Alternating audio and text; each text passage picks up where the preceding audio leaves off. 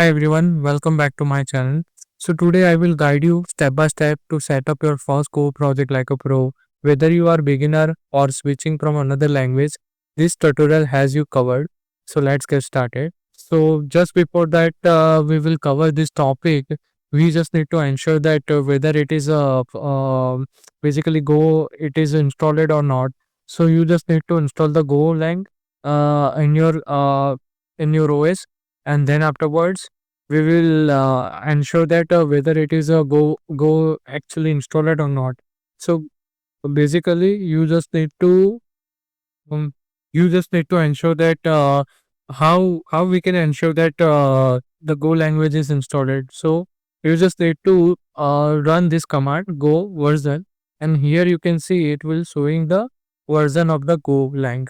And then afterwards you will also ensure that basically go root and go path are correctly configured. So what is the go root and go path?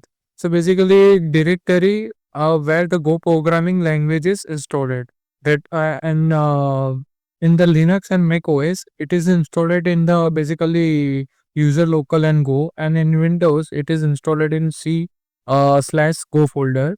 And then afterwards, we will understand Go path. So what is the Go path? It is a actually workspace directory for the Go project, and it is used to organize your Go source files, binaries, and dependency. And basically, it is how we can ensure that Go path it is a perfectly working by default workspace for the Go project, and it is a default to Go folder in the Linux and Mac OS, and it is a basically located in the user profile of that Golang in the Windows.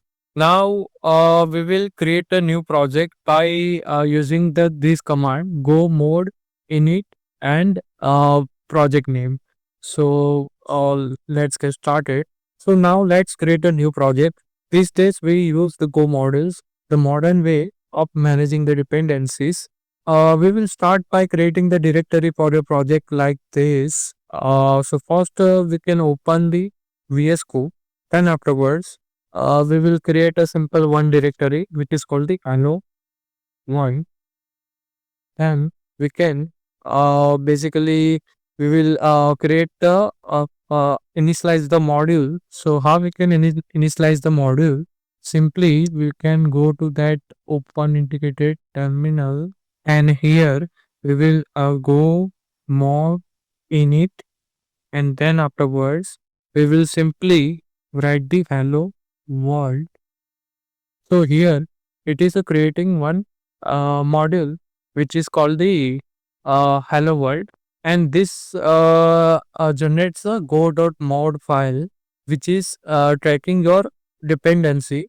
Now we can write some codes. So let's create the simple main.go file, and here we will write some basic Go program. So first we will write package main, then afterwards input of empty, then simply function main of empty print hello hello. Go. Now we will simply run this project by using of go run and main code main dot go. So here you can see it is a printing one message which is called the hello go. Now, if you want to add some dependency and if you want to use the external libraries, so how we can actually add it?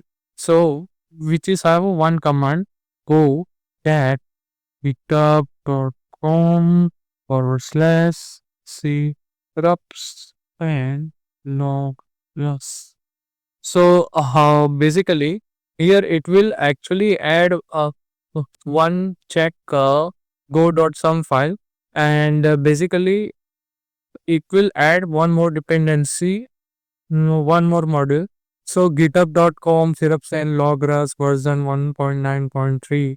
So whenever we are adding some dependency, it will add one more entry here, and now we can consume in our app. So whenever we are importing our multiple packages, we will simply write in the opening and curly bracket github.com// syrup string lock rus, and here we will use actually in the main function one. Now once again we will run this project. See, here it is added the one timestamp. Here it is a level of information it is included, and also it will add the message string. So now we can understand how we can organize your project files. So here we have some created some skeleton for this project.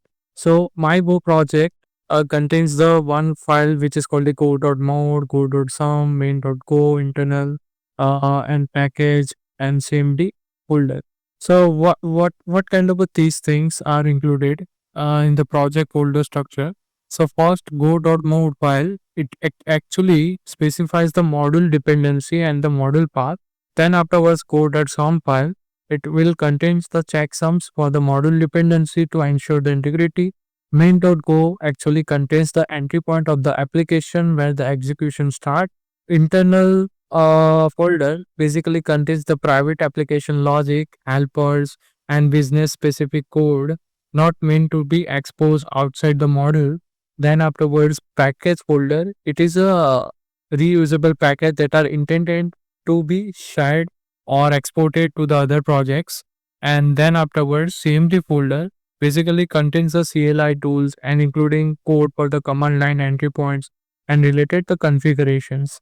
So that's how we can actually organize our file when we are working with the Golang real world project. So we will discuss this thing briefly in the next upcoming videos. Don't forget to like, share, subscribe for more developer tips. See you in the